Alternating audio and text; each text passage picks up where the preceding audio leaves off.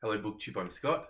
I'm not. We are Gunpowder Fiction and Plot, and today we're going to discuss, I'll say that word with confidence, discuss Freshwater by Akwaeke Emezi. I'm excited about this one. Yeah? Yeah. So, before we start, yeah. Did you like it? So much. Did you like it? I thought it was Akwaeke Amazing. Oh! Is that your level of contribution this evening? That's the bar now. That's the bar. Right. No, I thought it was excellent. Do you want to do a quick what's it about? Yeah, all right. Well, the book centers on the character Ada, who is Ada. Whoops. Ada, who is a Nigerian lady who becomes a Nigerian man later in the book. I don't know that man is the definition, but yeah, okay. Who begins transitioning but maybe doesn't complete it. Yeah, maybe. Yeah. Yeah.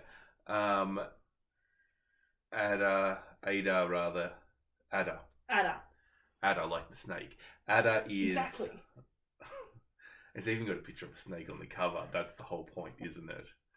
I mean, that cover doesn't have a picture of a snake on it, but other covers do. Mine does not.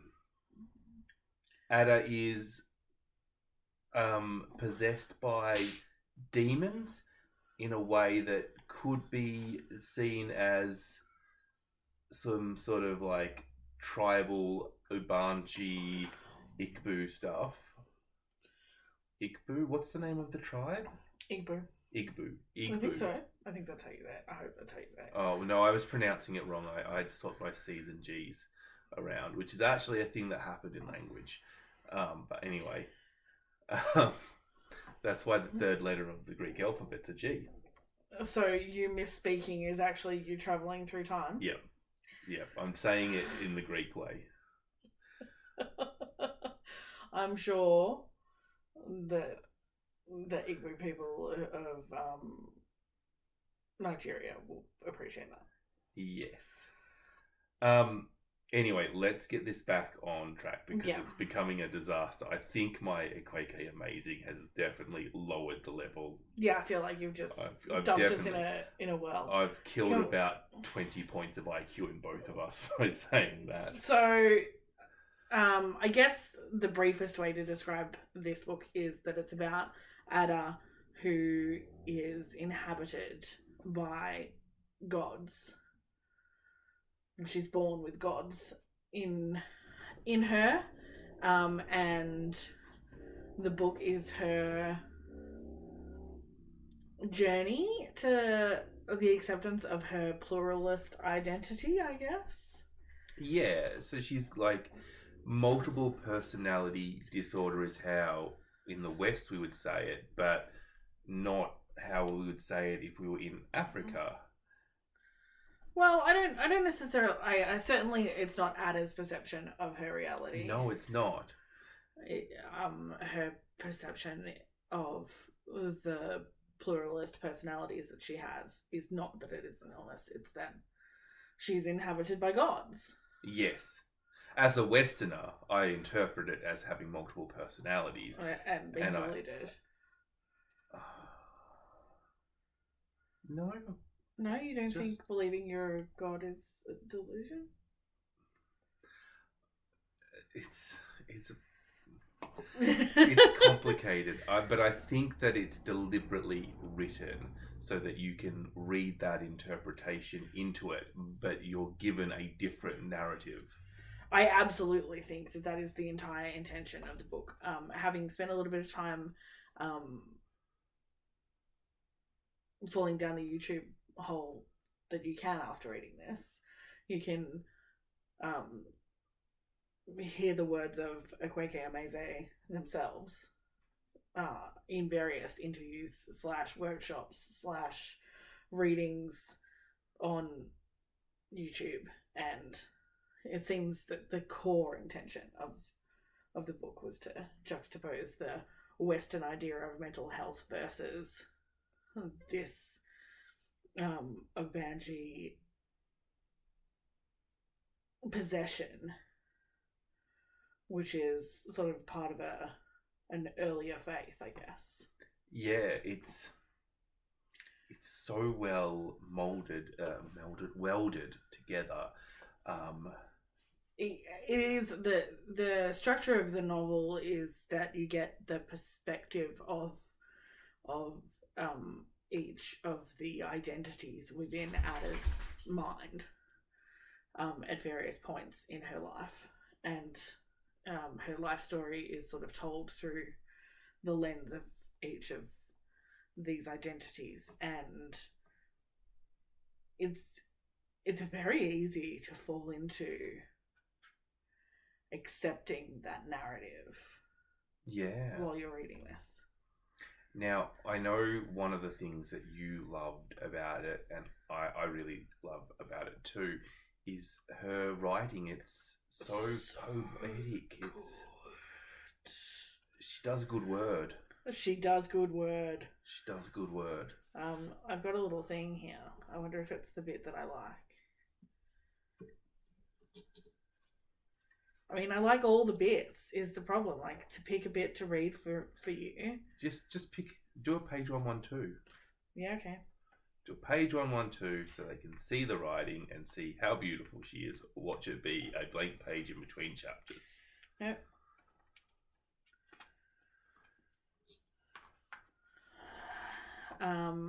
This is in the middle of a passage from the perspective of the personality Ashigara. Ewan thought for a moment. I think if a guy came up and said outright, "I'm fucking your daughter," we'd probably just look at each other and shrug at her and say, "You know what? Fair enough." They laughed and they crossed the road and cut through a parking lot. Can you imagine what our kid would look like? What, brown-skinned with freckles? Said Ada, giggling. And a ginger afro. Ewan bent over laughing, and I watched them both from inside her head, amused. It was cute. They talked about how their families would receive them. They talked as if things weren't impossible, as if choices hadn't already been made. I didn't interfere, not yet. When they got to his room and got into bed, Ada hesitated. "We don't have to do anything," she said. "Things have changed. You know, we can step back and just be friends. Nothing would get broken." Ewan smiled. "You're beautiful and you're lying next to me." He reached out to her arm and I entered his arms. "I can only be what I was born to be. Trust me, I wanted things to go back to the way they were, free and easy, but Ada couldn't do it. It was too late now that she loved him. She started feeling guilty all the time, imagining how it would feel for his girlfriend if she knew about their affair. It was easy to imagine the pain of betrayal. After all, Ada loved him too now. She and the girl were basically on the same side. He and I were, for all purposes, the villains in this." I think that was a whole page without a glorious image. It was. But it was... It's still lovely writing. And it points out this weird narrative that is so well done in it. How... like, the spirit is cheating on Ewan and upsetting Ada. Just yeah. It's so complicated. It's complicated, and it's so beautiful because it's complicated, and it's actually a really simple story. And it doesn't surprise me that Akwaeke Emezi's next book after Freshwater was a YA, because while this is literally brilliant, her style wouldn't need a lot to transition into YA. It is very readable. And when you consider that she's talking about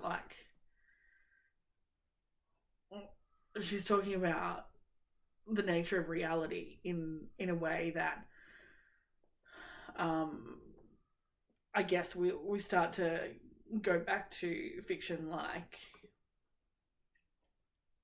Zen and the Art of Motorcycle Maintenance and One Flew Over the Cuckoo's Nest, with, you know, who defines what reality is, and calling out those in power, and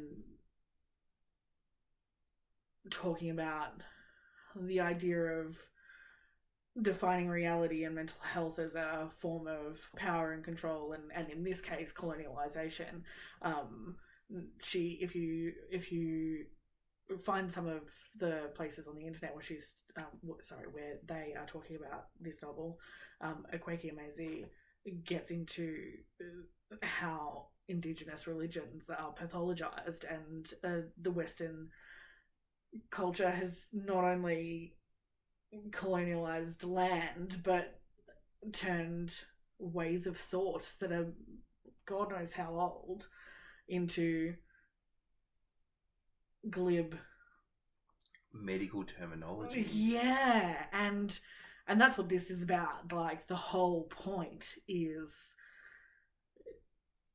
to juxtapose the idea that this woman is Ada is ill or is complex, is plural, is strong, actually. And it goes back to the very thing I said in the very start. I was saying that she was mentally ill at the very start. And as a Westerner, that was my interpretation of the novel, that she was mentally ill. And I am doing exactly the thing that Akwaeke Emezi wanted me to do. I am taking my Western viewpoint and reading it and dismissing her the spirituality. And she wanted me to question that. And like, how clever is that? And I think if you're coming from a spiritual background, you're not going to look at the Western viewpoint. I actually think that if you're a Westerner coming from a spiritual background, you're just as likely to have the dissonance that is required to make that,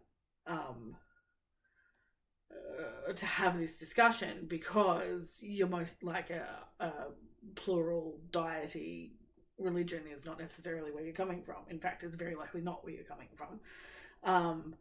And this is not Christian. Certainly not. And even within this, there is a tussle for Christianity over this identity, and how Ada battles with some of her Christian concepts and her desire to have the comfort of faith, which is completely against some of her identities.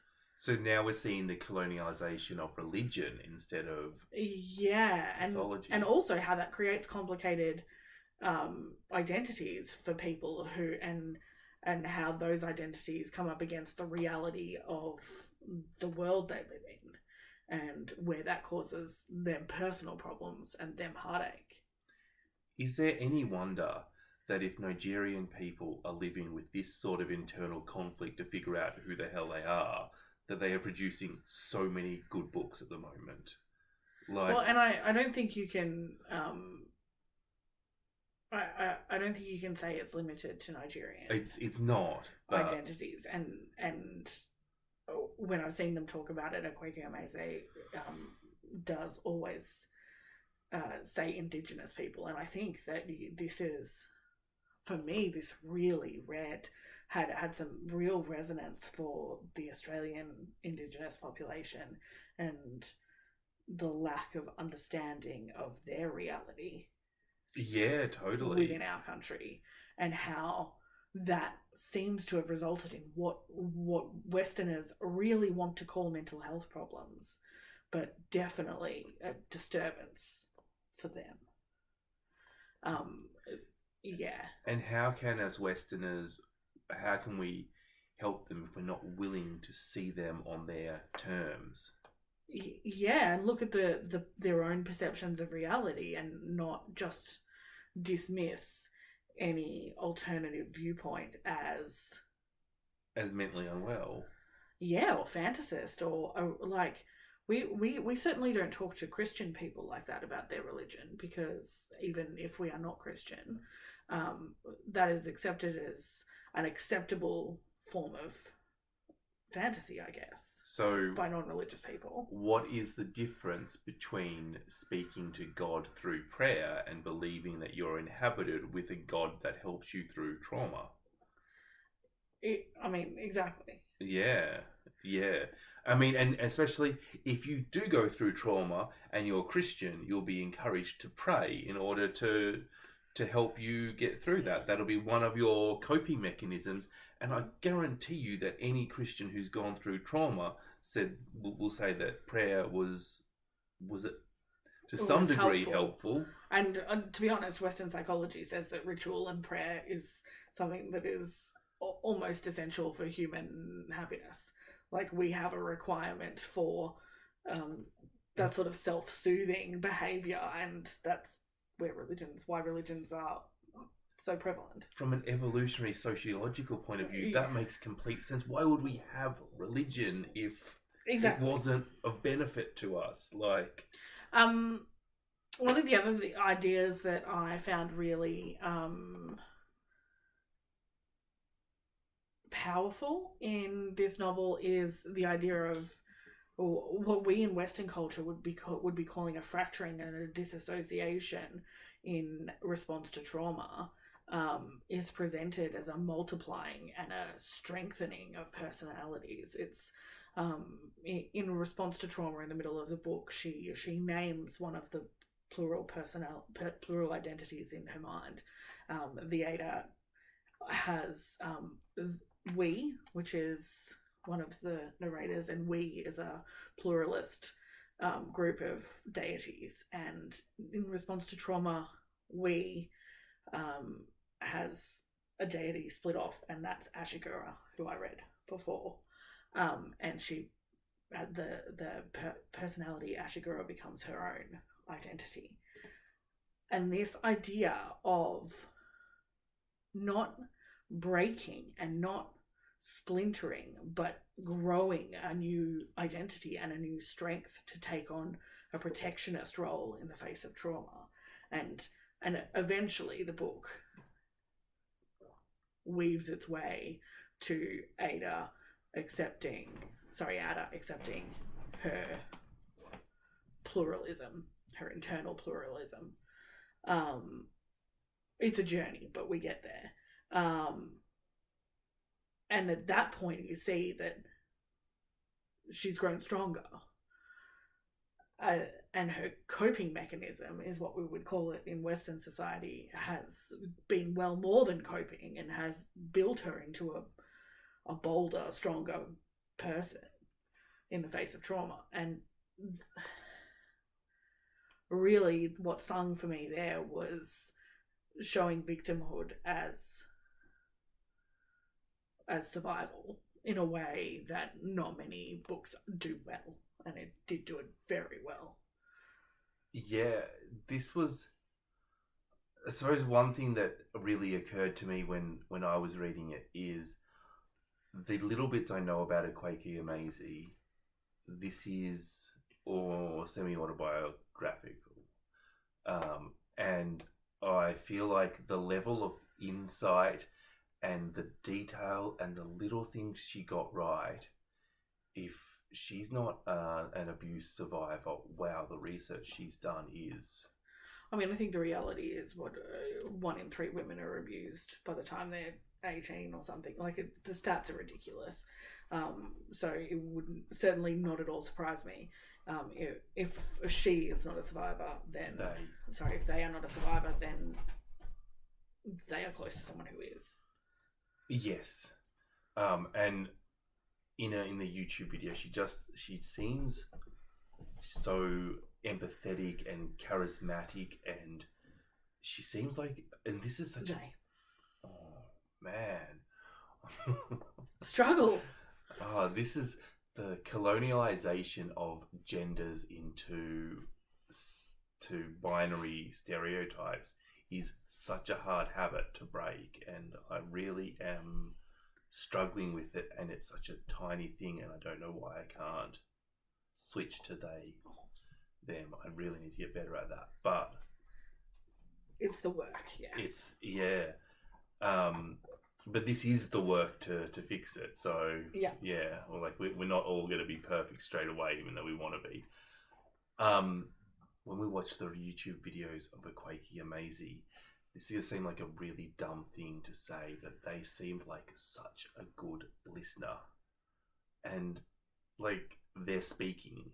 Like, I was really impressed. I actually wanted to ask you when we were watching them read, did you get them as the audiobook narrator? You're not sure? I believe I did, but because their voice telling this story was like extra for me. I audiobooked it probably close to 6 months ago now. So it's been hard to remember. And to be honest, it could have been audiobooked by Simon Vance. You know what I mean? Like, it could have been Adam Dale. I just wouldn't remember. I definitely think that this might be my experiment in audiobooking, because I would love to sit and listen to them read this to me. I think the only thing better than reading this in your own voice in your head is to hear Akwaeke read it, I suspect. It's actually a real common audiobook thing to get the author to read it. And I mean, personally, that is a really big thing, a positive, as far as audiobooking is concerned. Sometimes it's excellent, and in the case of Freshwater, I'm not sure. I would actually guess that I did, but I'm not sure. And I certainly couldn't tell the difference between Akwaeke Emezi reading it and a professional audiobook narrator or an actor reading it. Other times, audiobooks I've listened to with the author, I can tell that is not someone what they're good at. Yeah. And I think that is the difference. You just need to get somebody who can speak. Yeah, certainly from their reading, they read well. I guess the last thing I wanted to talk about as far as themes in this book is the weaponization and violence of treatment for mental health. And I think this is something that anyone who has dealt with mental health care, certainly in our country, but I think it's a global problem. The threat of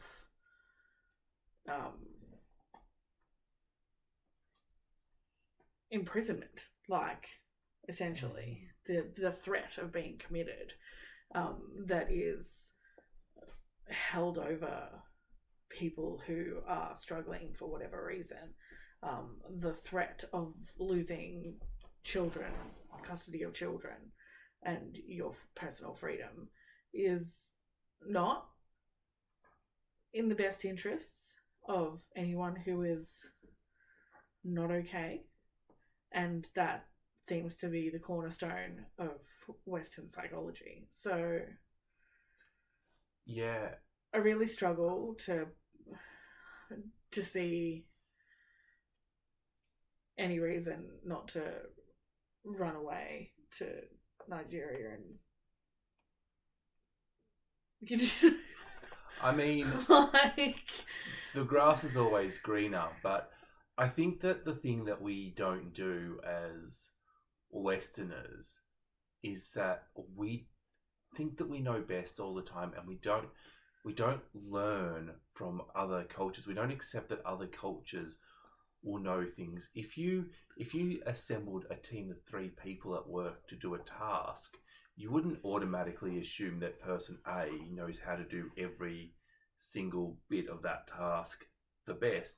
You would assume that everybody has strengths and weaknesses, and certainly as a manager, you would try and find the round pegs to put in the round holes, so to speak. Yeah. And as a society, as Westerners, we never look to Indigenous people for what we can learn. And why wouldn't we when it comes to mental? It's not like we're good at mental health. We're shit at mental health. We send mentally ill people home all the time. We don't give people counselling. We overly rely on drugs, which don't do very much. I mean, sometimes they're very important, but sometimes they work very, very well. But we often don't listen to people who are saying this is not working for me. And we certainly don't listen to people who are having different experiences of reality and for whom that is part of their identity. And the idea that we do know about mental health when the symptoms and diseases and not diseases but conditions rather, they change all the time because we don't know what's real or not, and we keep changing our mind as new research comes out. Yeah, we change the definitions of reality all the time based on what suits the current prescription. I guess that's probably what it is. It's probably to suit the pharmaceutical companies to make money, but that's probably a completely different topic. I think it's not addressed for long, but the scene in this that does address the violence involved in mental health care. I mean, that could be a whole novel on its own as far as the power of the idea in that. And I'm really grateful for this novel. Yeah, all of her ideas are actually quite powerful. She has so many. Now, this is not an easy novel to read. I mean, the words are easy, but the content is not an easy novel to read. So if you're still watching this, we probably should have said at the start, content warning, sexual assault, violence, self-harm, mental illness, and eating disorders. And probably half a dozen things we've forgotten. But a novel of true beauty. Yeah, I don't think... I want to read a passage.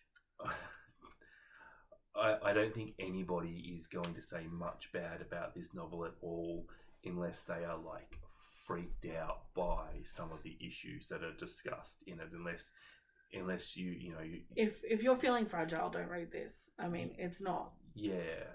It's not for a person who is coming from a fragile place. Yeah, I think you can tell if this is not for you. But I found this to be an empowering and powerful novel. There are also issues of gender identity discussed in this, which we haven't even touched on. Of course, it's a major theme too. There's so many things in this that that we haven't even poked at.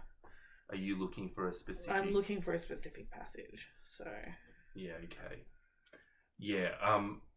This is one of these books that, like, in order to discuss all the themes, we would be here until the morning. Like,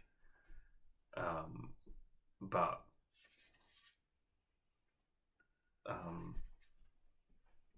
which is, and that's so good because it means that anybody who reads it can get their own experience from it, and it can talk to them in a different way than it spoke to either of us. You found it? I have. What's your passage? Just as the dog goes nuts with his toy. Elisa handed her a white handkerchief, the cotton falling over her fingers like an egret's wing. The Ada paused at the edge, her sandals sinking briefly into the heavy pale sand, and she looked on. The quick beat of the Akwaeke went high and low, low, low, low, high, high, the sound tight and loud. Lisa dipped into the crowd, her eyes crinkled with laughter above the red bandana wrapping her face. The Ada felt her heart stagger with the Ojin. She tied the handkerchief around her face, and her feet lifted, throwing her into the dancing mass. The dust was weaving in the air, light against her face, softly scraping her eyes. It breathed on her skin. Sand flew up around her feet, and the skin on her back prickled. The drumming was shaking everything, and the crowd broke apart in mad rushes as the masquerades dashed at people, cracking whips and splitting the air. The raffia flew wildly around them, and cowhide springing like a fountain from their hands. Their leashes were wrapped around their wrists, and their handlers shouted and pulled behind them as the masquerades flogged people with a sharp glee. The music sang in comments in an old inherited language. It drifted into our sleep, our restless slumber. It called to us clearly as blood. It's just the whole thing is like that. It's delicious and bleedy. Yeah, it's... You can really, like, relax into this novel and have your brain soothed with lovely words until she, like, stops doing that and describes something horrible. With lovely words. With lovely words. Anyway, this is probably the best book I've read all year. So Really? It beats Born 1982, Kim Jong? Yes, it does. Wow. And that is a hefty book to knock off a peg. That is a huge recommendation from you. You've gone to the trouble of ranking it and you've not had difficulty in saying it was your favourite book. I really love this. I love this book too. It will make my top 10 list very easily, although I suspect more than 10 books are going to make my top 10. Scott's top 450. Anyway, have you read it, or what did you think about its discussion about the definition of reality and who defines reality and all of those things? And what did you think of the other things it said? Tell me all the things that you thought. Yeah. That was an inopportune time for this book stack. We're going to go so Scott doesn't make a mess. If you like this video, give us a thumbs up, subscribe. All that jazz.